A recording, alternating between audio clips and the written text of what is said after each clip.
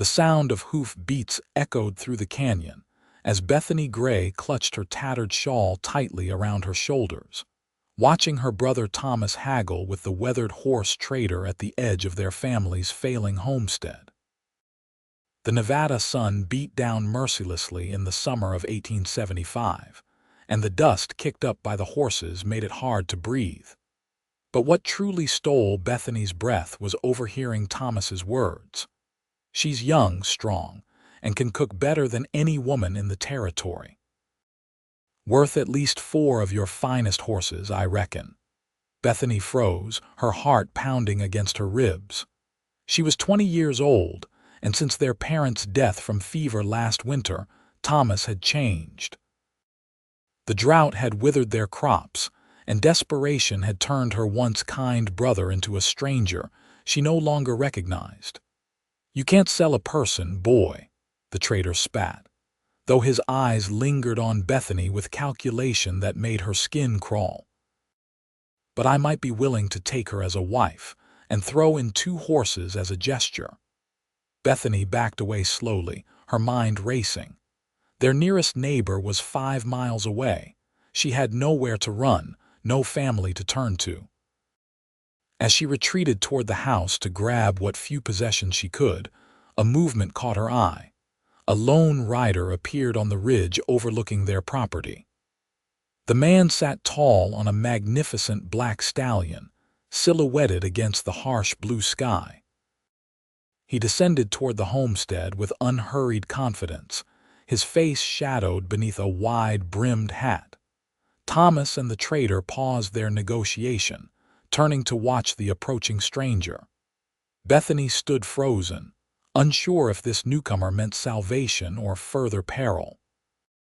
The rider pulled his horse to a stop a few paces from the men. Up close, Bethany could see he was younger than she'd first thought, perhaps 26 or 27, with sun-bronzed skin and keen blue eyes that took in the scene with disturbing swiftness. "Afternoon," the stranger said, his voice carrying a slight southern drawl. "Name's Isaac James. Looking for water for my horse if you can spare it." Thomas straightened, clearly eager to make an impression on this well-dressed visitor. "Of course. My sister can fetch some." He gestured toward Bethany.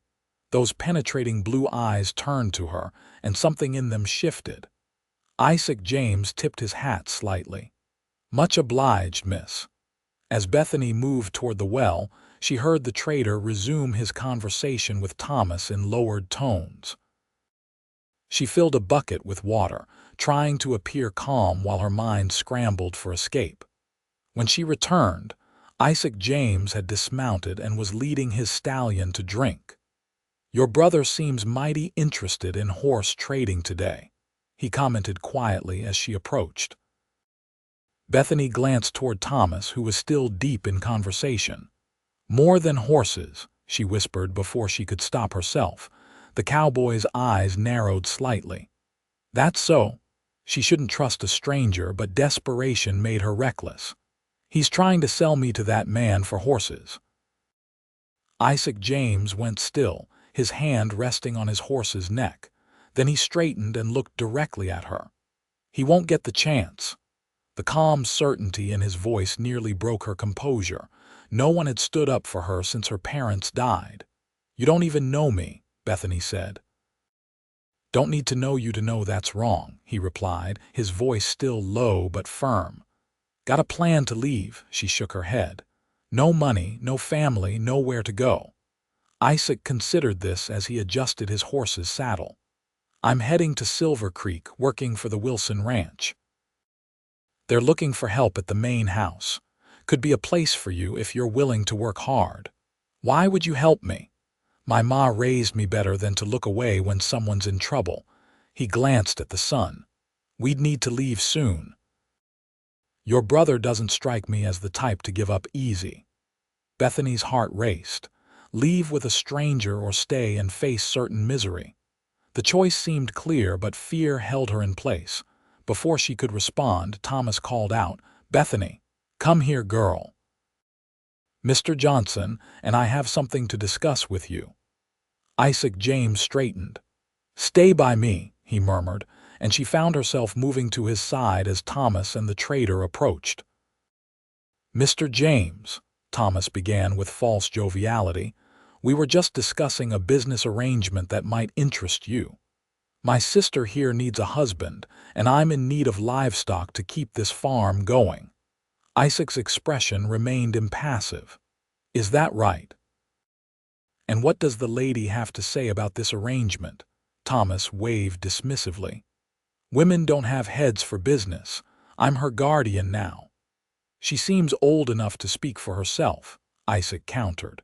The quiet challenge in his voice made Thomas's smile falter. Bethany found her voice, though it trembled. "I'm not for sale, Thomas. Not for horses, not for anything." Thomas's face darkened. "You ungrateful little—" He reached for her arm, but Isaac stepped between them. "The lady's made her position clear," Isaac said, his hand resting casually near his holstered pistol. "I suggest we all respect that." Johnson, the horse trader, backed away slightly. "I don't want no trouble. Maybe this ain't such a good deal after all." Thomas's face contorted with rage. "This is family business. You'd best move along, Cowboy." "I intend to," Isaac replied evenly. "And Miss Grey is coming with me. Like hell she is." Thomas reached for the rifle leaning against the water trough. Isaac moved with surprising speed, drawing his revolver and leveling it at Thomas. "I wouldn't." A tense silence fell over the yard. Bethany could hear her own heartbeat thundering in her ears. "You're stealing my property," Thomas growled. "She's not property," Isaac replied, his voice like steel.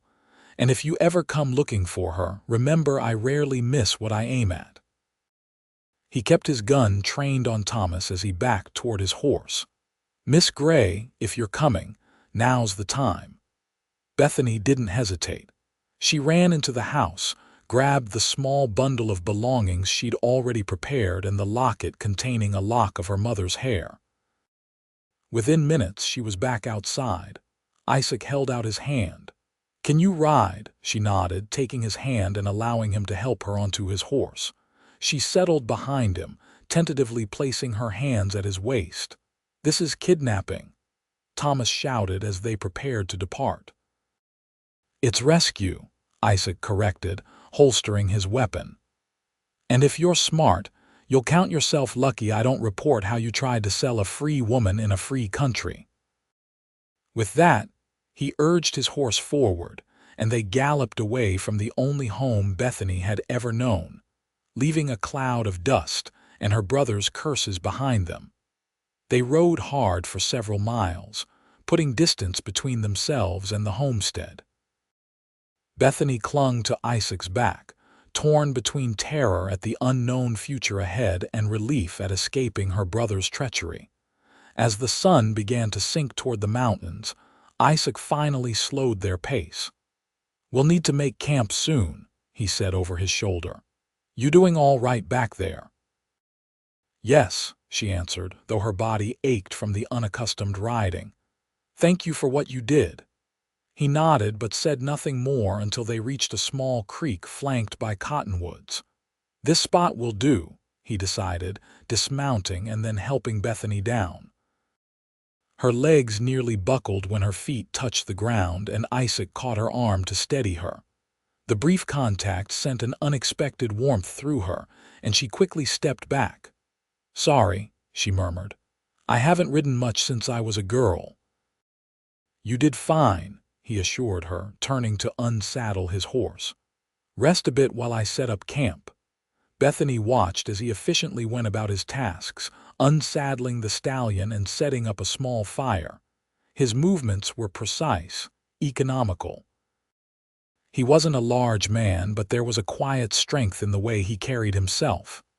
"You're staring," he observed without looking up from his work. She flushed. "I was just wondering. Why did you really help me? Most men would have ridden on by." Isaac paused, considering her question as he laid out his bedroll on one side of the fire. "I've seen what happens to people who get treated as property. Wasn't going to let that happen to you if I could help it." There was something in his voice, a hint of old pain that made Bethany curious, but she didn't press.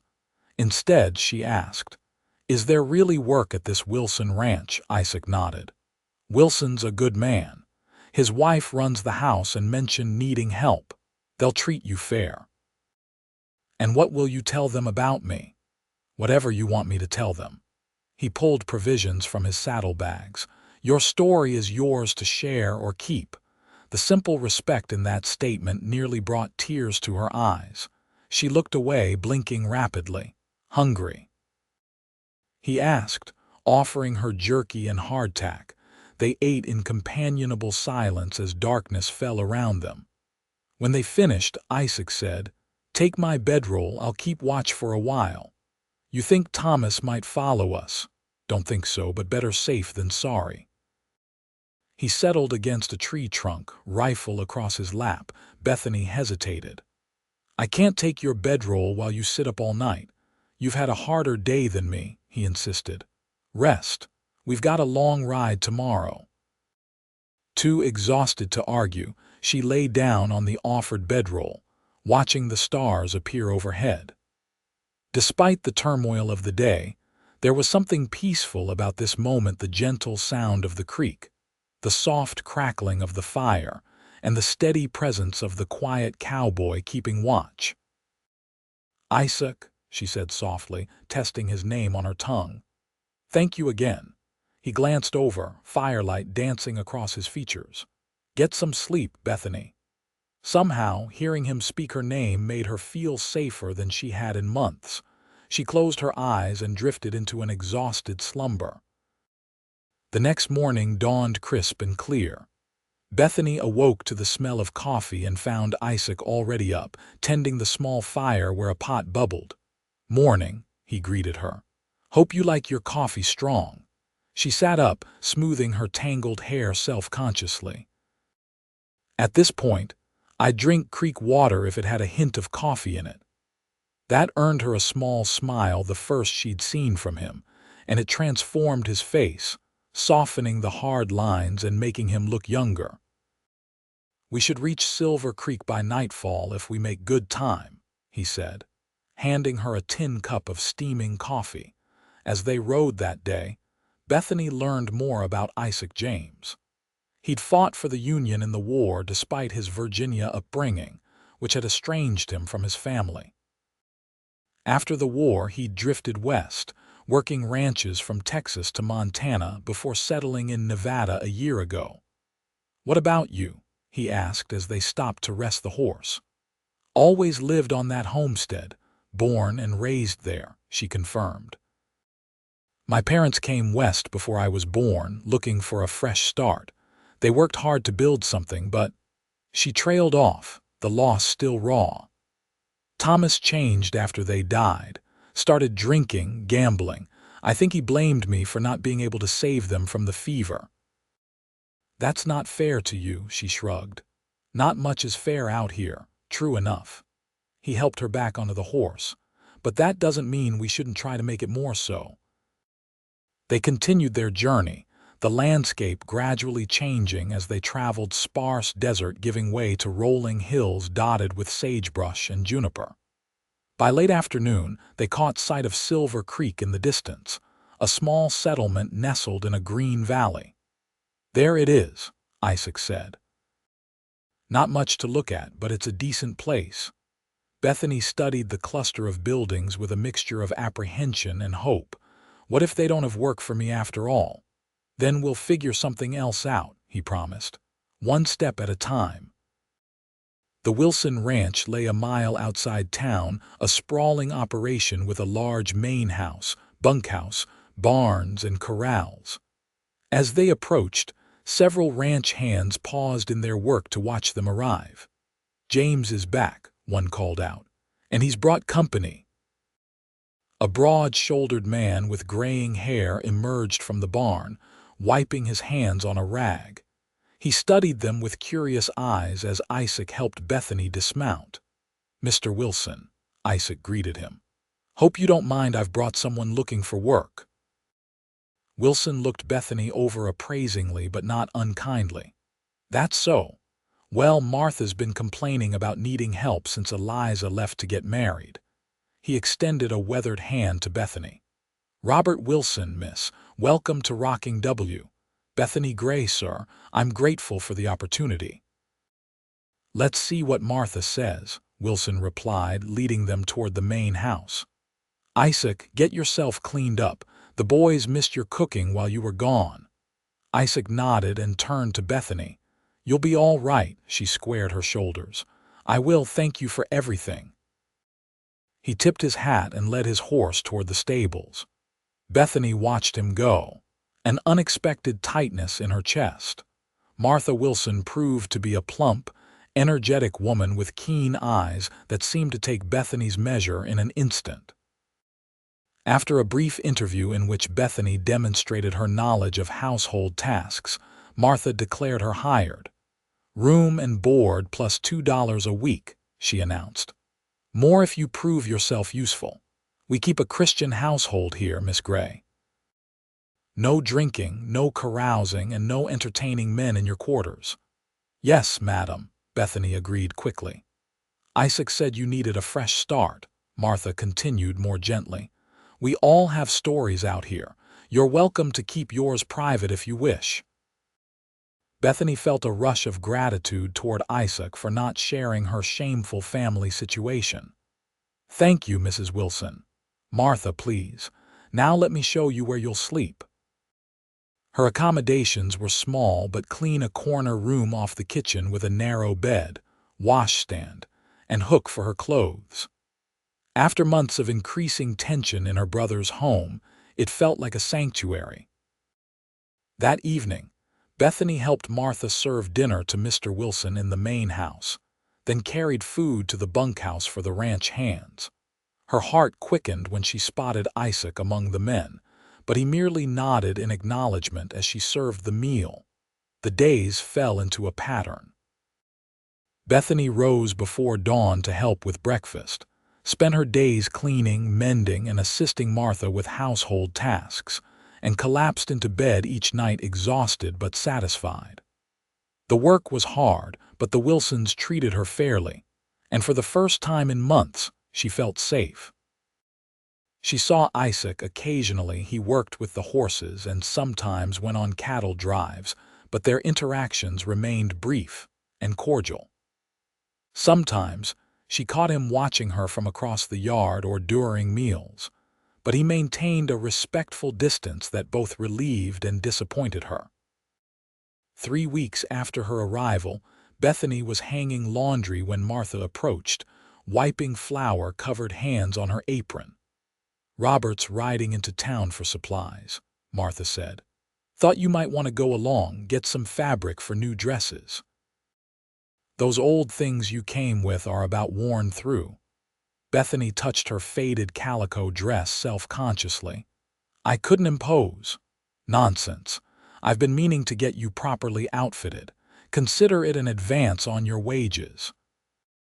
An hour later, Bethany found herself in the back of the Wilsons' wagon, heading into Silver Creek. To her surprise, Isaac rode alongside them. James is coming to handle the heavier supplies, Mr. Wilson explained. And maybe keep an eye out. Had reports of trouble on the road lately. What kind of trouble? Bethany asked, suddenly anxious. Nothing for you to worry about, Wilson assured her. Just some cattle rustling and a stage robbery last month. Bethany couldn't help glancing at Isaac, who rode tall and vigilant, scanning the horizon. Their eyes met briefly, and he gave her a reassuring nod that calmed her nerves. Silver Creek proved to be larger than it had appeared from a distance, a proper town with a church, schoolhouse, mercantile, hotel, and the inevitable saloon. People nodded respectfully to the Wilsons as they passed, curious glances sliding to Bethany. At the mercantile, Martha helped Bethany select fabric for 2 new dresses while Wilson and Isaac loaded supplies. The familiar domestic activity, choosing patterns and notions, brought a surprising lump to Bethany's throat. Her mother had taught her to sew on fabric just like this. You all right, dear? Martha asked, noticing her expression. Just memories, Bethany admitted. Good ones for a change. As they finished their shopping, a commotion outside drew their attention. Raised voices carried through the open door, and Bethany moved to the window to see what was happening. Her blood ran cold. Thomas stood in the street, clearly drunk despite the early hour, bellowing at a group of men. "Looking for my sister," he was saying. "Run away with some cowboy. Bethany Grey's her name. Pretty little thing with copper hair." Bethany stepped back from the window, heart pounding. "It's my brother," she whispered to Martha. "He's looking for me." Martha's face hardened. "Robert," she called to her husband, "we need to leave. Now." Wilson nodded, sensing the urgency without asking questions. He quickly finished paying for their purchases while Martha guided Bethany toward the back door. "Wait in the alley," Martha instructed. "Robert will bring the wagon around." Before Bethany could slip out, the store's front door banged open and Thomas staggered in. His bloodshot eyes locked on Bethany immediately. "There you are, you ungrateful little harlot," he snarled. "Running off with that cowboy like a common, that's enough," Wilson interrupted, stepping between them. "The lady works for me now and she's under my protection." Thomas sneered. "She's my sister and my responsibility. I'm taking her home." "I'm not going anywhere with you, Thomas," Bethany said, finding her courage. "You tried to sell me like an animal. You're no brother of mine anymore." Thomas's face contorted with rage. He lurched forward, reaching for her arm. "You'll do as I say."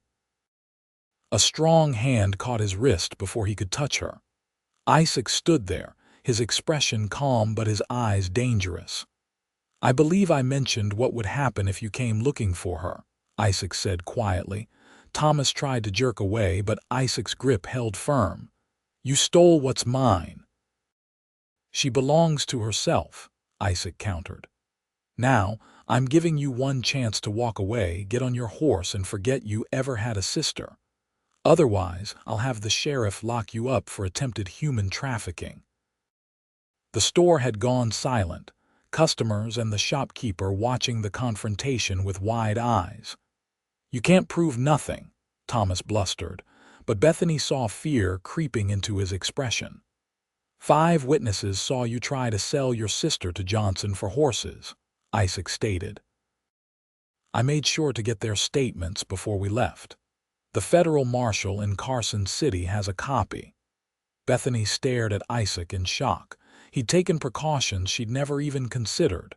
Thomas deflated visibly, his bravado crumbling. "Fine, keep the ungrateful wretch. She ain't worth the trouble anyway." He spat on the floor, shot Bethany a venomous glare, and staggered out of the store. The tension in the room dissipated gradually. Wilson clapped Isaac on the shoulder. "Quick thinking, son." "Was any of that true?" Bethany asked Isaac quietly. "About the witnesses and the marshal," a ghost of a smile touched his lips. "Let's just say it was true enough for Thomas to believe it." Relief washed through her, followed by a wave of gratitude so strong it made her dizzy. Without thinking, she reached out and squeezed his hand. "Thank you." He looked startled by the contact but squeezed back briefly before releasing her. "Let's get you back to the ranch." The ride back was tense, everyone watching for signs of Thomas, but they saw no one. By the time they reached the ranch, Bethany's nerves had calmed enough that she could help unload the supplies with steady hands. That evening, unable to sleep despite her exhaustion, Bethany slipped outside to get some air. She found Isaac sitting on the porch of the bunkhouse, whittling a piece of wood by the light of a lantern. He looked up as she approached, setting aside his project.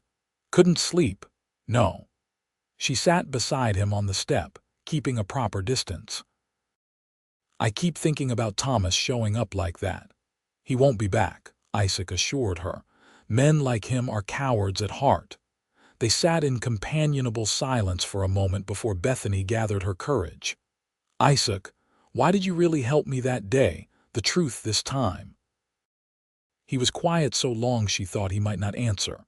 Finally, he said, I had a sister once, younger than me. Our father was not a kind man, especially after our mother died. When I left for the war, I promised I'd come back for her. His voice grew rough.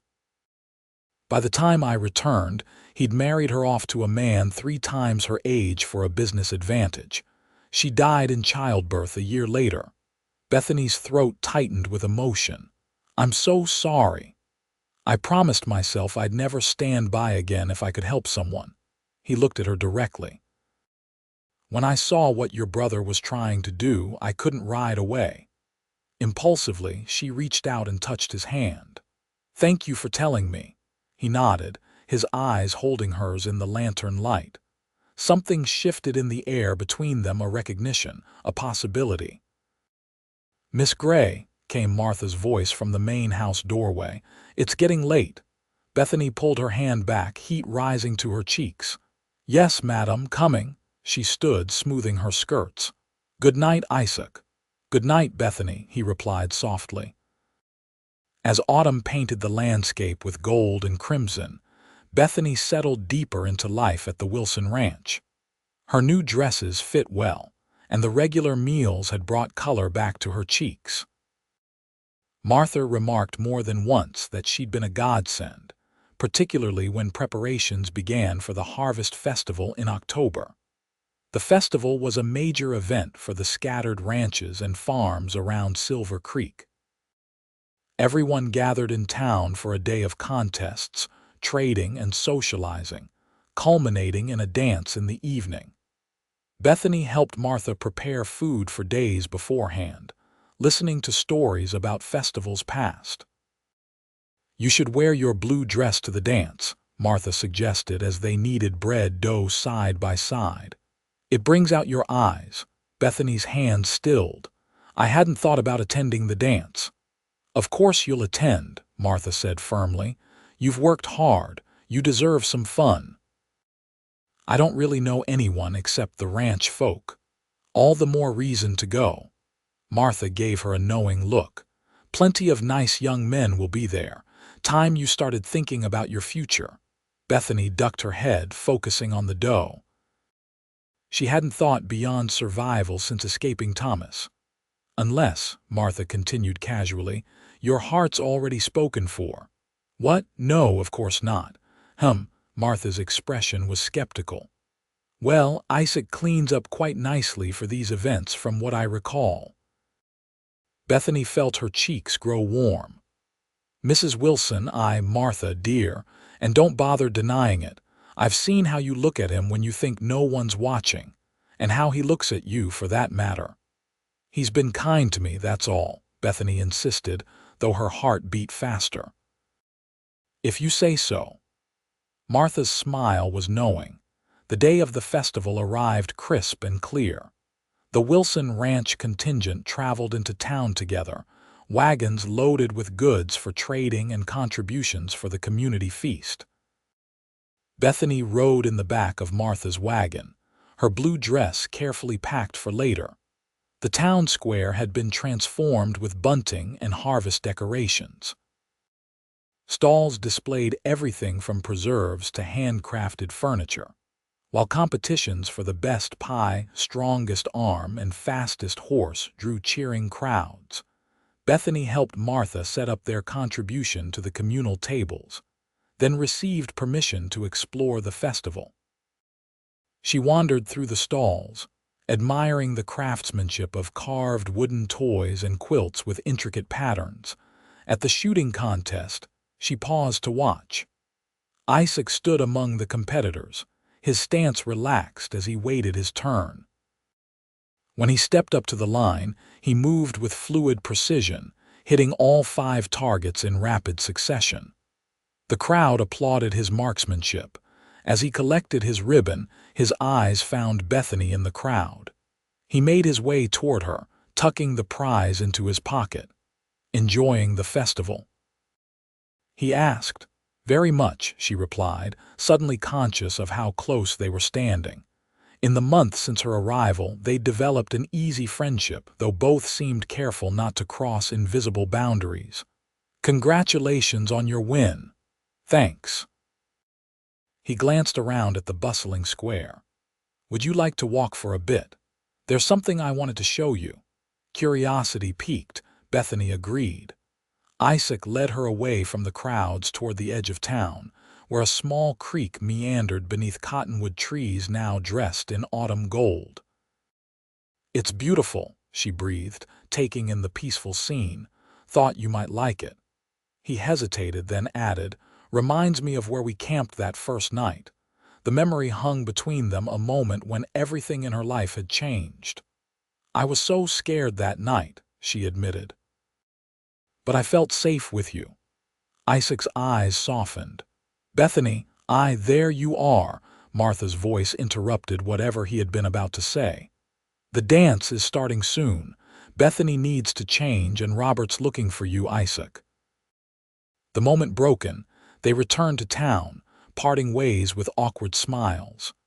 Bethany changed into her blue dress in a room at the hotel set aside for the ladies, Martha helping her arrange her hair. You look lovely, Martha declared. Now remember, you don't have to accept every dance invitation. Save at least one for someone special. The town hall had been cleared for dancing, lanterns casting a warm glow over the proceedings. A small band played lively tunes as couples took to the floor. Bethany stood with Martha and Robert, watching nervously. Several young men approached her for dances, and she accepted politely, finding herself whirled around the floor by the blacksmith's son, a rancher from the next valley, and the new schoolteacher. She enjoyed herself more than she'd expected, laughing as she navigated the steps she hadn't practiced since girlhood.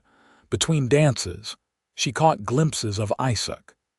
He danced occasionally, but spent more time talking with the men at the edges of the room. Once, their eyes met across the floor, and he raised his cup slightly in acknowledgement. As the evening progressed, the band struck up a slower tune. Bethany had just declined a dance with an overly forward cowboy when a familiar voice spoke behind her. May I have this dance, Miss Grey? She turned to find Isaac standing there, looking different than she'd ever seen him. He'd cleaned up for the occasion, wearing a crisp white shirt and dark vest. His hair was neatly combed and he'd trimmed his beard. He looked handsome in a way that made her pulse quicken. Yes, she answered simply. He led her to the floor, placing one hand at her waist while the other gently clasped her fingers. They moved together to the music, and Bethany was surprised by how naturally they fell into rhythm with each other. You dance well, she observed. My mother insisted I learn. A small smile played at his lips. Said no son of hers would stomp around like a bear at social functions. She'd be proud. They danced in silence for a moment, the contact between them sending warmth through Bethany's body. You look beautiful tonight, Isaac said quietly. The simple compliment meant more coming from him than all the elaborate flattery she'd received from others. Thank you. As the music continued, he said, I've been meaning to tell you something. What is it? I'm leaving next week. Taking a herd to Sacramento for Wilson. Bethany missed a step, her rhythm faltering. Oh, how long will you be gone? A month, maybe more. His eyes searched hers. Unless I had a reason to hurry back. Her heart beat faster at the implication in his words. Would you want such a reason? The music faded around them, but neither moved to separate. Bethany, a commotion at the door interrupted him. Raised voices and the sound of breaking glass drew everyone's attention. Bethany turned to see a familiar figure staggering into the hall, Thomas. He looked worse than he had in town months ago, unshaven, filthy, with a wild look in his bloodshot eyes. Where is she? He bellowed. Isaac immediately moved Bethany behind him. Stay back, he murmured. Thomas spotted them and lurched forward. There's my ungrateful sister and the man who stole her. Several men moved to intercept him, including Robert Wilson, but Thomas brandished a pistol, causing women to scream and people to scatter. Just want what's mine, Thomas slurred. My daddy's land is drying up. Need horses, need money. She's my kin, my property. Put the gun down, Thomas, Isaac said calmly, though Bethany could feel the tension in his body. Before someone gets hurt. You shut your mouth. Thomas waved the gun erratically. You took her from me. Should have shot you when I had the chance. The room had emptied except for a few men, including Robert and the sheriff, who had his own weapon drawn but hesitated with so many people still in the line of fire. Bethany, Thomas called. You come home now, and maybe I won't kill your cowboy friend. Fear froze her in place. If she refused, Thomas might shoot Isaac. If she agreed, she'd be returning to a nightmare. Isaac spoke without turning. When I move, run for the back door. I won't leave you, she whispered. Trust me, he murmured. Before she could respond, Isaac lunged forward just as Thomas's unsteady hand wavered. The gun discharged with a deafening bang, and Isaac stumbled. Bethany screamed, but in the next moment, Isaac recovered and tackled Thomas to the ground. The sheriff and Robert rushed forward, disarming Thomas and restraining him. Bethany ran to Isaac, who was getting to his feet. You're hit, she gasped, seeing blood spreading across his left arm. Just grazed me, he assured her, though his face was pale. Are you all right? Am I all right? Tears sprang to her eyes. You could have been killed. The sheriff approached, Thomas now handcuffed and subdued. Need to get that looked at, James. And miss, I'll need statements from both of you. This man's going to jail for a long time. Attempted murder on top of threatening folks with a firearm. Thomas glared at them as he was led away. This ain't over, he shouted. That land is mine, she's mine. Shut your mouth, the sheriff said, shoving him forward. Martha appeared at Bethany's side. Come along. Dr. Gardner is still here. Let's get Isaac patched up. The town doctor confirmed Isaac's assessment. The bullet had only grazed his arm. As he cleaned and bandaged the wound, Bethany sat nearby, unable to take her eyes off Isaac. You could have died, she said when they were finally left alone in the doctor's office. Wasn't planning to. He flexed his bandaged arm carefully. Besides, couldn't let him take you. Why not? She challenged, emotions making her bold. Why does it matter to you what happens to me? Isaac looked at her for a long moment.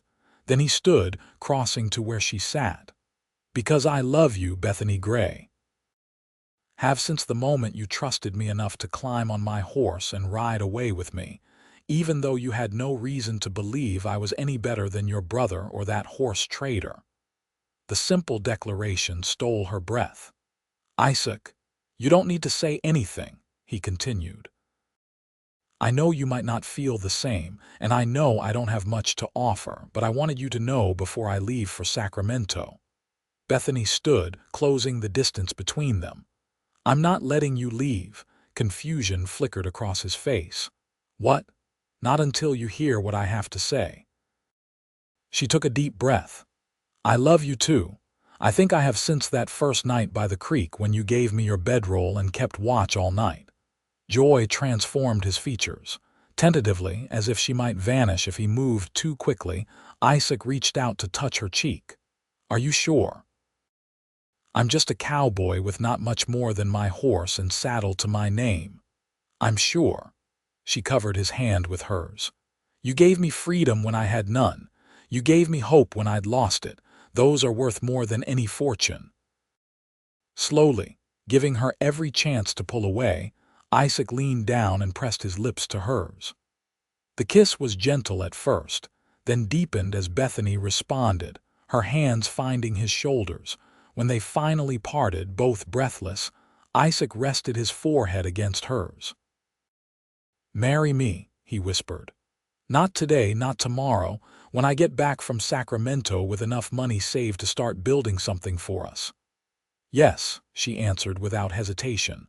On one condition, name it, I'm coming with you to Sacramento. He pulled back, surprised. It's a hard journey, Bethany. Rough country, rough men. I'm stronger than I look, she reminded him, and I've had enough of waiting and worrying. If we're to build a life together, let's start now. A slow smile spread across his face. I'll need to convince Wilson it's a good idea. Martha will help, Bethany said confidently. She's been trying to get us together for months. Isaac laughed, the sound warming her heart. I should have known. She's been giving me meaningful looks every time you walk by. So it's settled, Bethany said. We leave together. He nodded, drawing her close again. Together. 2 weeks later, with Thomas safely behind bars awaiting trial and Martha's blessing secured, along with a hastily arranged wedding in the Silver Creek Church, Isaac and Bethany James set out with the Wilson cattle herd bound for Sacramento. The journey was as challenging as Isaac had warned: long days in the saddle, nights camping under the stars, and occasional tensions with the other drovers. But Bethany proved her worth, cooking for the men and even learning to help with the cattle when needed. At night, they would sit apart from the others, planning their future in whispered conversations. With the money from the cattle drive, they hoped to secure a small parcel of land near Silver Creek, perhaps even build a cabin before winter set in. We could raise horses, Isaac suggested one evening as they sat watching the sunset, his arm around her shoulders. You've got a good eye for horseflesh, and I know how to train them. I'd like that, Bethany agreed, leaning into his embrace. Something that's ours, something we build together. The cattle drive reached Sacramento without major incident, and the sale went better than expected. With their share of the proceeds secured, Isaac and Bethany spent a week in the city, purchasing supplies they would need for their homestead. On their last night in Sacramento, as they prepared for the journey back to Nevada, Isaac presented Bethany with a small package. "What's this?" she asked, untying the string. "Just a little something to commemorate our first adventure together." Inside the package was a silver locket, simple but beautifully crafted. When she opened it, she found a tiny pressed wildflower inside the same type that had grown by the creek where they had first camped. "It's beautiful," she whispered, eyes glistening. "Something to remember where we started," Isaac said, helping her fasten it around her neck. "Though I hope it's just the beginning of our story." By the time they returned to Silver Creek, autumn had given way to the first hints of winter. With Robert Wilson's help, they secured a parcel of land not far from the rocking 30 acres with good water and mixed terrain perfect for raising horses.